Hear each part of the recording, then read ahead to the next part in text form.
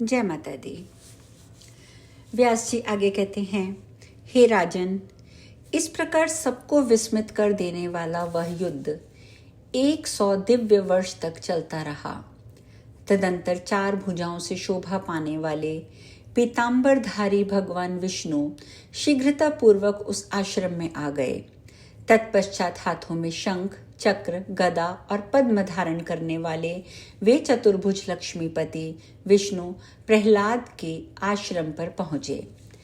वहां उन्हें आया देखकर हिरण्यकश्यपु पुत्र प्रहलाद बड़ी श्रद्धा के साथ उन्हें प्रणाम करके हाथ जोड़कर कहने लगा। प्रहलाद बोले, हे देवादिदेव, हे जगन्नाथ, हे भक्तवत्सल, हे माधव, मैं इन दोनों तपस्वियों को युद्ध में क्यों नहीं जीत सका। हे देव, मैं देवताओं के पूरे 100 वर्ष तक इनके साथ युद्ध करता रहा हूँ, फिर भी ये जीते ना जा सके। मुझे ये महान आश्चर्य है। यह सुनकर भगवान विष्णु बोले, हे आर्य, ये दोनों सिद्ध पुरुष हैं और मेरे अंश से आविर्भूत हैं, अतः इन्हें ना जीत पाने में आश्चर्य क्या। नर नारायण से प्रसिद्ध इन जीवात्मा तपस्वियों को तुम नहीं जीत सकते, अतः हे राजन, तुम अपने वितल लोक को चले जाओ और वहां मेरी अविचल भक्ति करो। हे महामते, तुम इन दोनों तपस्वियों से विरोध मत करो। व्यास जी आगे कहते हैं, भगवान विष्णु से ऐसी आज्ञा पाकर दैत्यपति प्रहलाद असुरों के साथ वहां से प्रस्थित हो गए। तदंतर नर नारायण पुनः तपस्या में संलग्न हो गए। इतना सुनने के पश्चात जन्मेजय जी पुनः बोले, हे व्यास जी, इस कथानक ने मुझे महान संशय में डाल दिया है कि जब वे नर नारायण शांत स्वभाव भगवान विष्णु के अंश स्वरूप तप को ही अपना सर्वस्व मानने वाले, तीर्थ में निवास करने वाले, सत्व गुण संपन्न, वन के फल मूल का सदा आहार करने वाले, धर्मपुत्र, महात्मा, तपस्वी तथा सत्यनिष्ठ थे, तब वे युद्ध में परस्पर राग द्वेष से ग्रस्त कैसे हो गए। उन्होंने उत्कृष्ट तपस्या का त्याग करके संग्राम क्यों किया।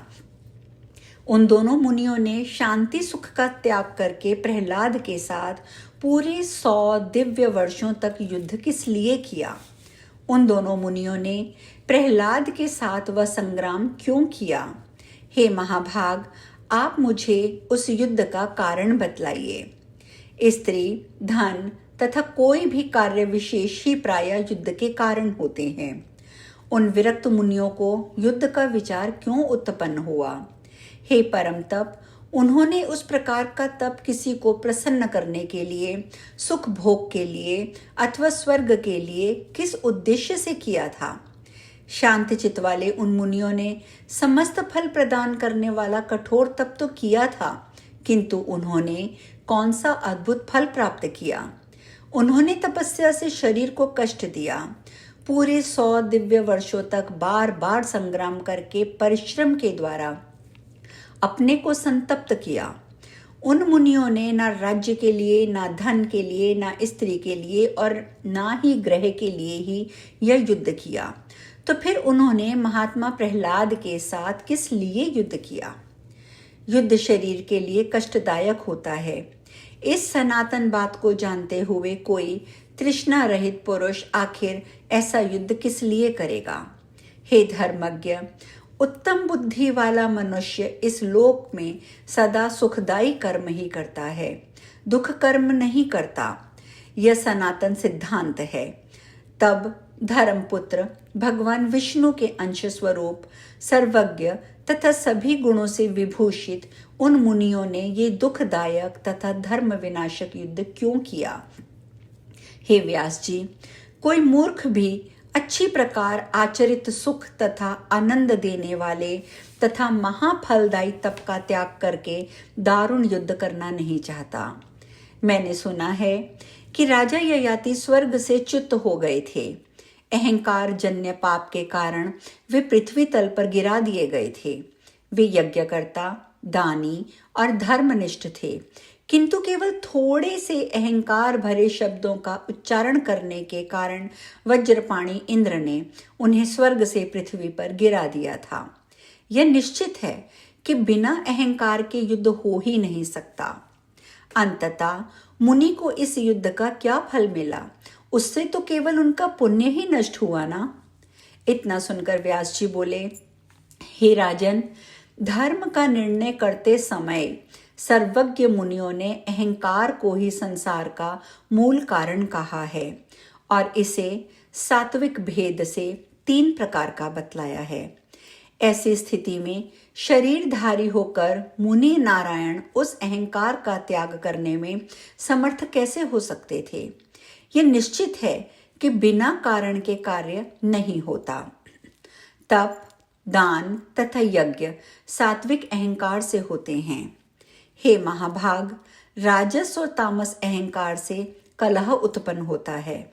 हे राजेंद्र, ये निश्चय है कि छोटी सी भी क्रिया, चाहे वह शुभ हो अथवा अशुभ, बिना अहंकार के कभी नहीं हो सकती। जगत में अहंकार से बढ़कर बंधन में डालने वाला दूसरा कोई पदार्थ नहीं है। अतः जिस अहंकार से ही यह विश्व निर्मित है, उसके बिना ये संसार कैसे रह सकता है? हे पृथ्वीपते, जब ब्रह्मा, विष्णु और शिव भी अहंकार युक्त रहते हैं, तब अन्य प्राणियों और मुनियों की तो बात ही क्या। ये चराचर जगत अहंकार के वशीभूत होकर भ्रमण करता रहता है। सभी जीव कर्म के अधीन हैं और उसी के अनुसार बार बार उनका जन्म तथा मरण होता रहता है।